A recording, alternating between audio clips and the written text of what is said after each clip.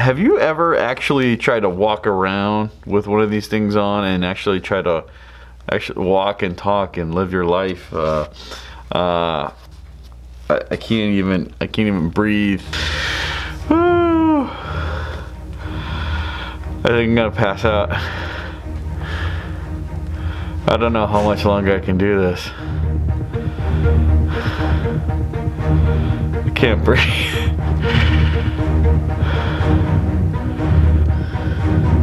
Oh my goodness. Oh. Oh.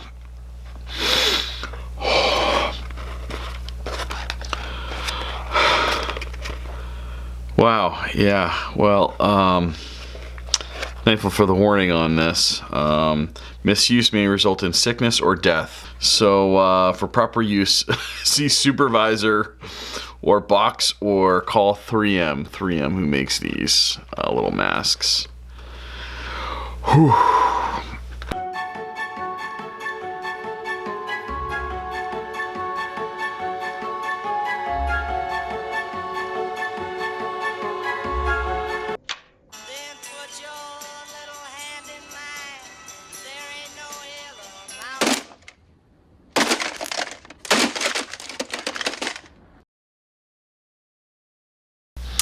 So, how you guys doing?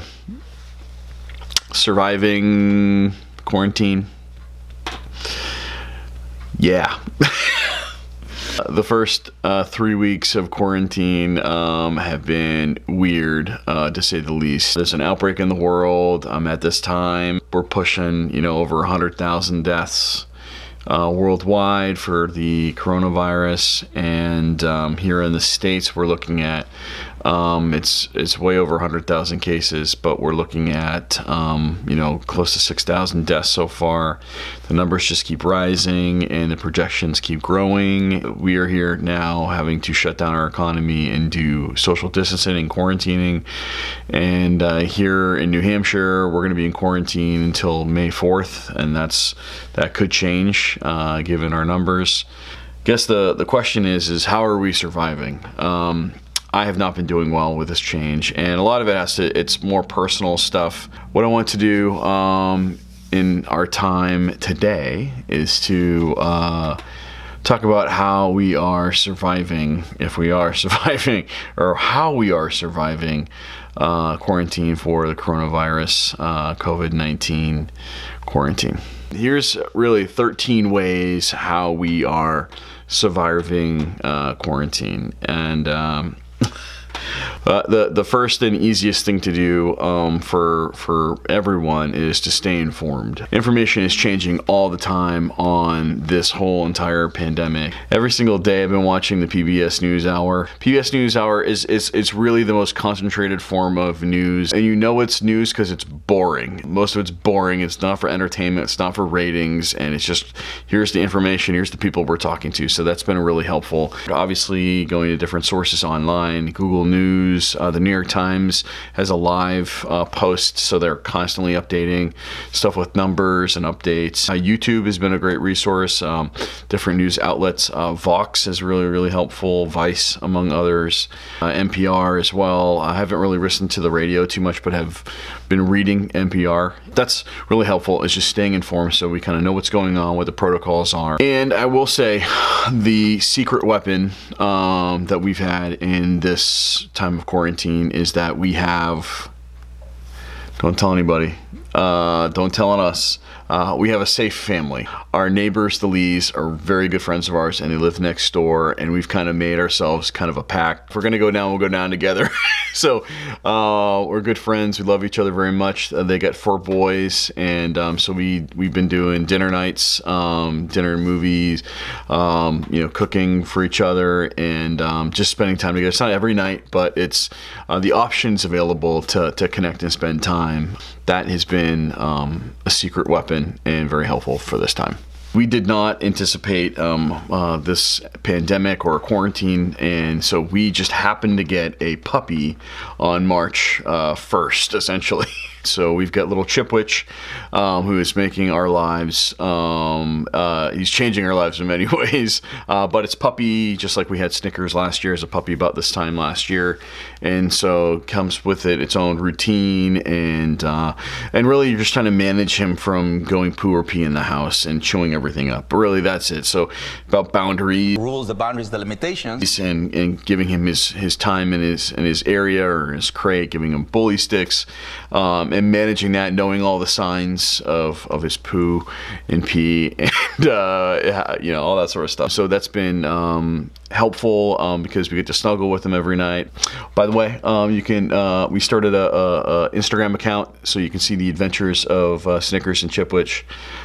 So link is in the description.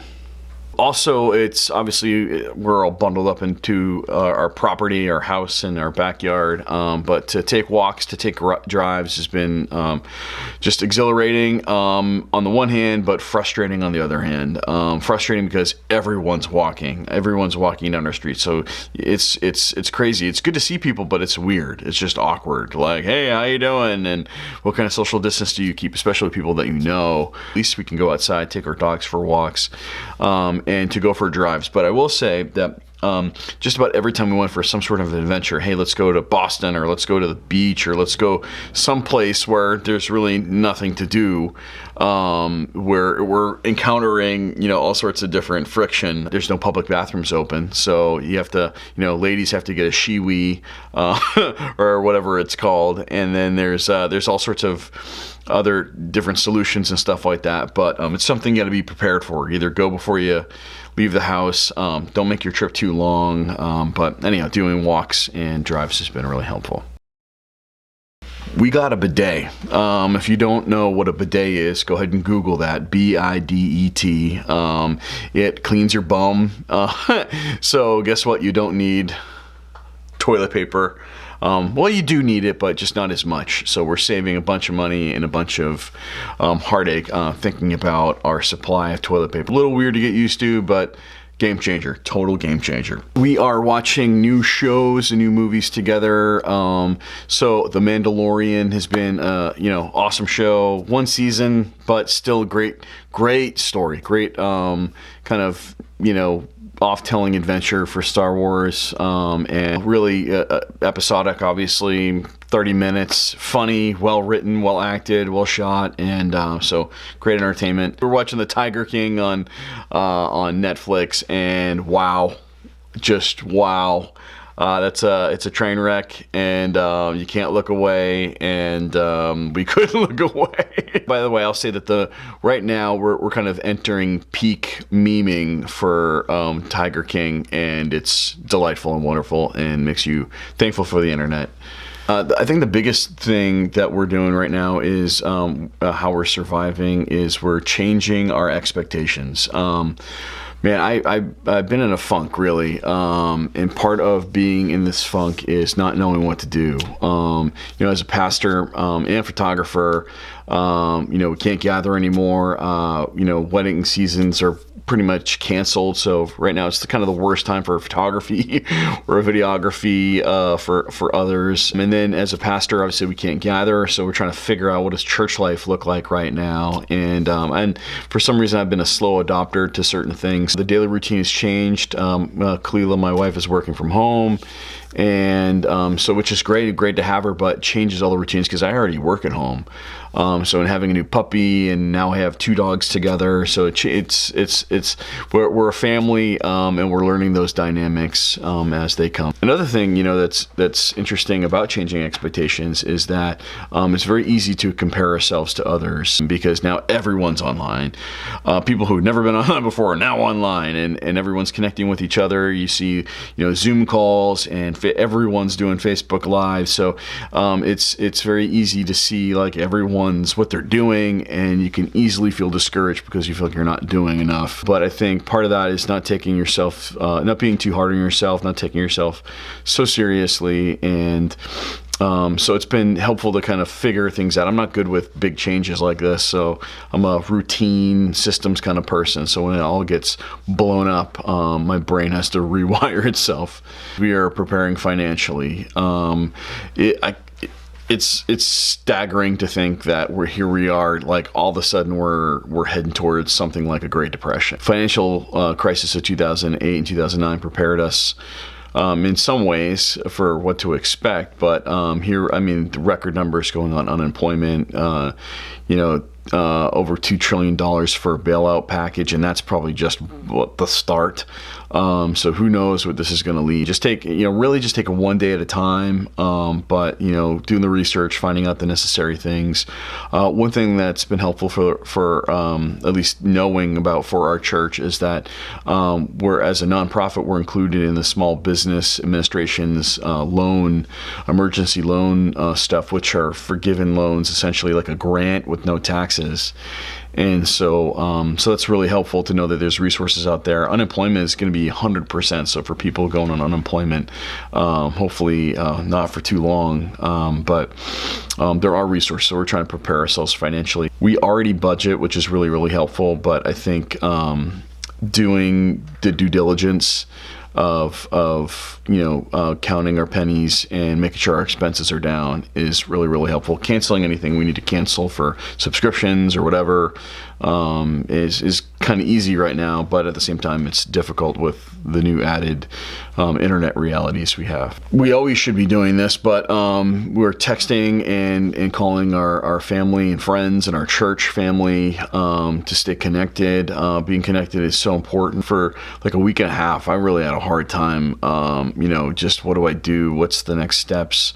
You're kind of in a malaise as you're processing things. So staying connected, hearing what people are doing, just talking to our loved ones, really, really important. Laughing. It's good to laugh in these dark times, or weird times, strange times. And so connecting with everyone it's been life-giving. As an extrovert, or I'd say I'm mostly an extrovert, it just to see people's faces in Zoom calls, or to text and be on the phone and share funny GIFs and memes, and to just hear people's voices has been just awesome. Especially, I'm a hugger, so really don't have many people to hug right now. We are embracing video chats and video calls, and even yesterday I did my first Facebook Live,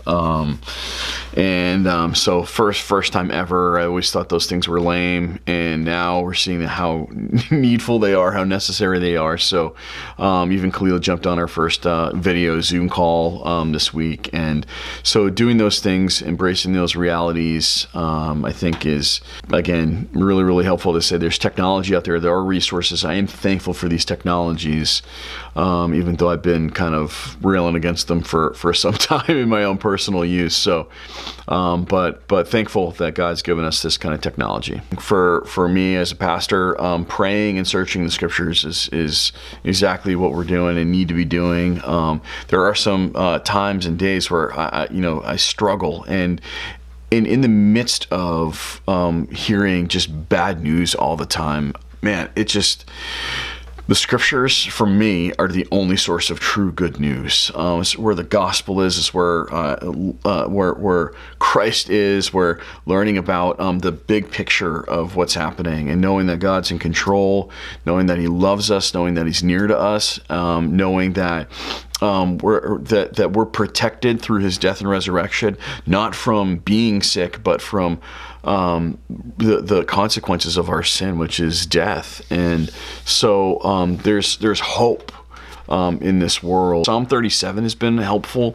It says, "Do not fret because of evildoers," which at first glance you're like, what? But really the whole psalm is about how we shouldn't be envying and be jealous of one another, and the roots of that. But this notion of not fretting has been super helpful.